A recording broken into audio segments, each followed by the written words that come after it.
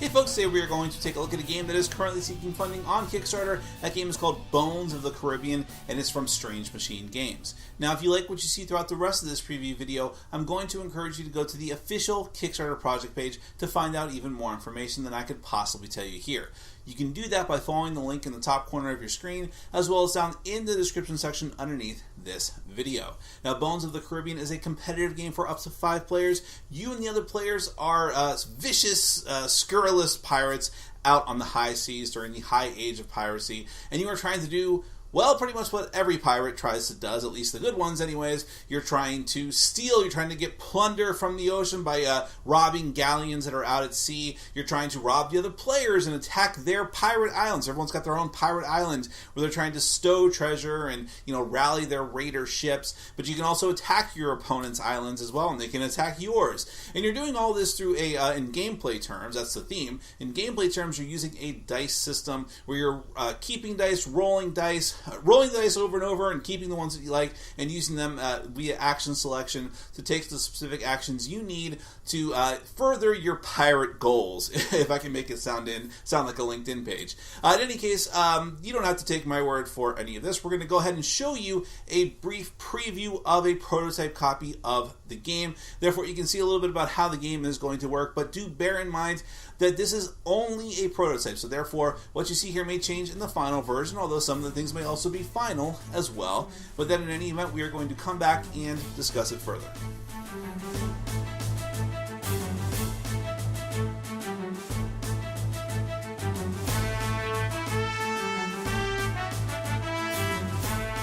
Bones of the Caribbean is a competitive game for 2 to 5 players. Each player is a pirate of the high seas trying to gain reputation by stealing plunder, attacking other ships, burying treasure, and so on. The game end is triggered whenever the last Galleon token is taken from the ocean. Whoever has the most points will be the winner of the game. Start the setup by giving every player a pirate island board.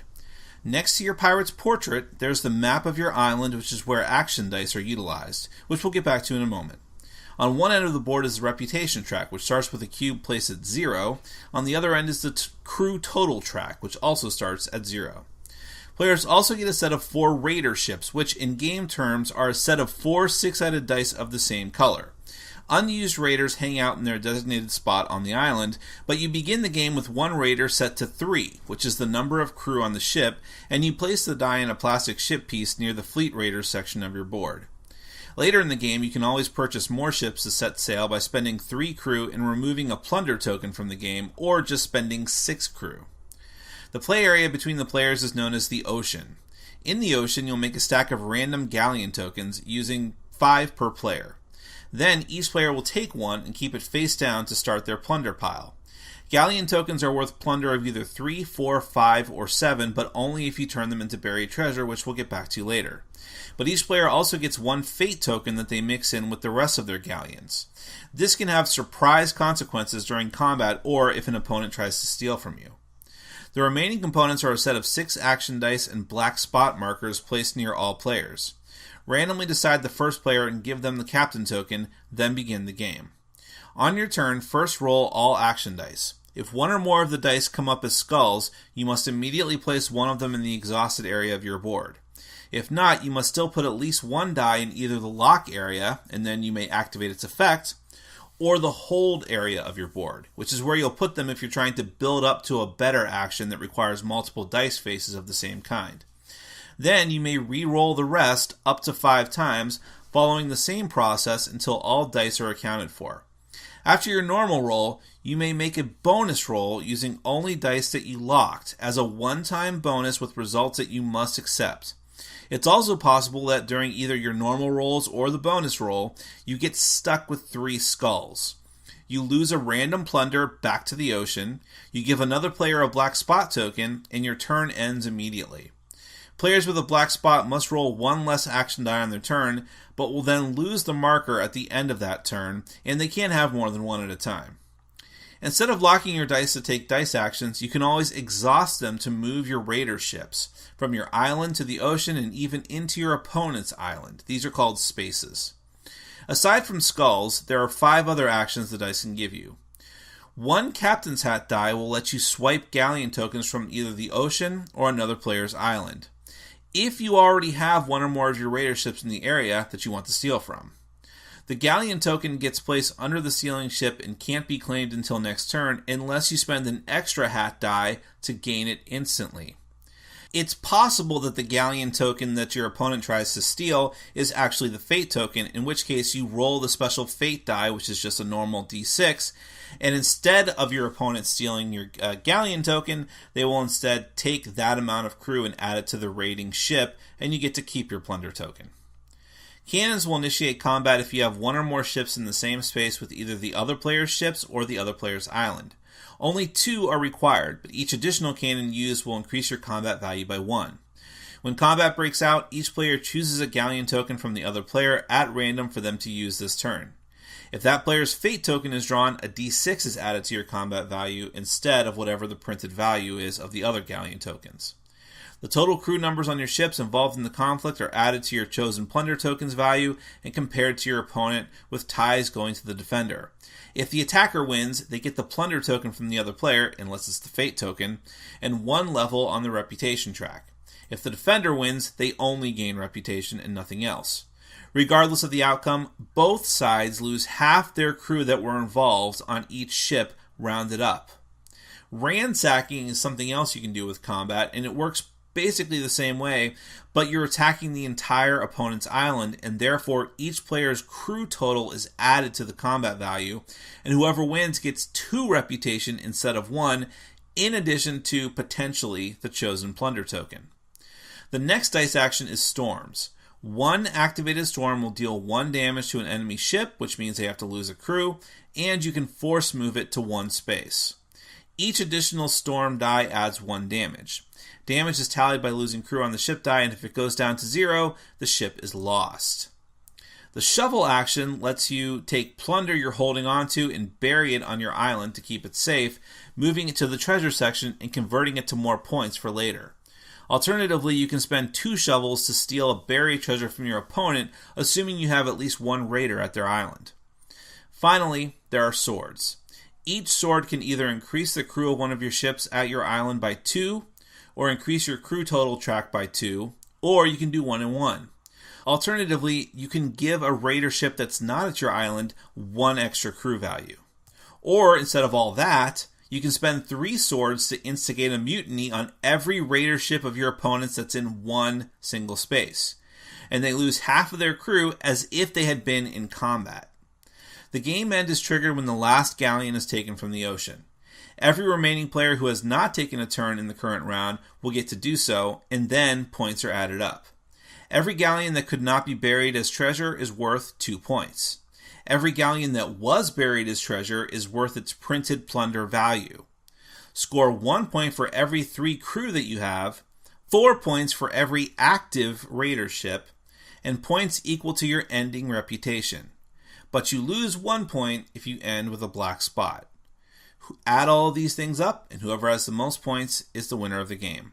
That is Bones of the Caribbean.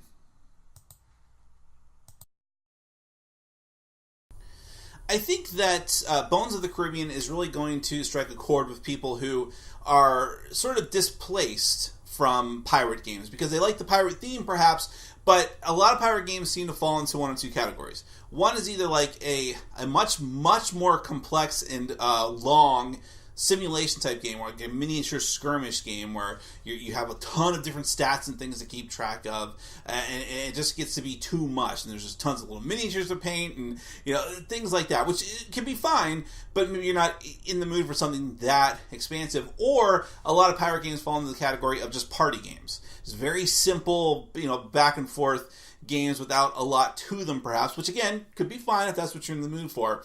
But I think that where Bones of the Caribbean falls into place is somewhere between the 2, where it is a game that requires strategy. There is a lot of decision making in the game, action selection, things that you need to decide to do from turn to turn. But on the other hand, as you saw with the prototype copy during the overview section here, it's not an overly complex game, and it's very fast to set up, and it's very fast to teach, and there's not a ton of literally moving pieces going around. And yet, just with the simple, and I put that in quotes, simple dice system, you have so many different options of what you can do. The game doesn't outstay its welcome either. It can be played very quickly, but again, within that time frame, you're constantly doing things turn by turn. There's never any turn where you're pausing and waiting to react to the other players. You have, and this is something that's interesting about the system as well, there's a lot of games that do the roll, keep maneuver, but this one gives you a lot of rolls. You can roll up to 5 times, up to 5 re-rolls, and then still get a bonus roll after that with the dice that you locked.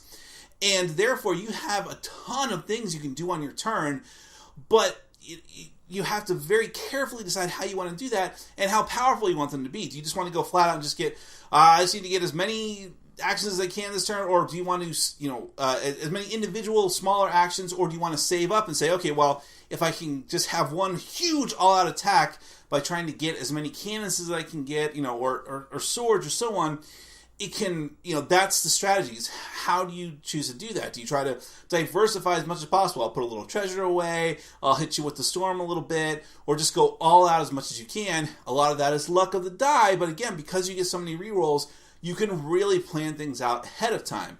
And it's interesting how you can go about getting those points and, just try to hit your opponent as much as possible, raid the ocean as much as possible for those galleons, how you manipulate your crew and trying to make your ships more powerful by using your total crew score to enhance them, but then knowing that even if you go into combat and it's successful for you, you win, you steal a plunder token, fantastic, get some reputation, you're going to lose half of your crew rounded up. That can be pretty devastating unless that's what you plan for ahead of time. So, and then all these things are very thematic to the theme of piracy as well. It's high risk, high reward. Lots and lots of risk for real pirates, but quite a bit here as well. So you have to take all these things very carefully into consideration. And like I said, the game is easy to set up. It's easy to teach. It goes very quickly. But there's interesting components with the dice and the little ships that you put the dice on. So where it's sort of a dice-based game, but it doesn't lose that piracy theme at any point. It has very nice artwork, things like that. So if any of that appeals to you, if you like the system, if you like the theme of piracy, but you're not interested in either a huge overblown miniature skirmish game or a very, very simple party game, you want something that's in between those, then you don't have to take my word for any of this. You can find out more information about Bones of the Caribbean by going to the official Kickstarter project page. You can do that by following the link in the top corner of your screen, as well as down in the description section underneath this video.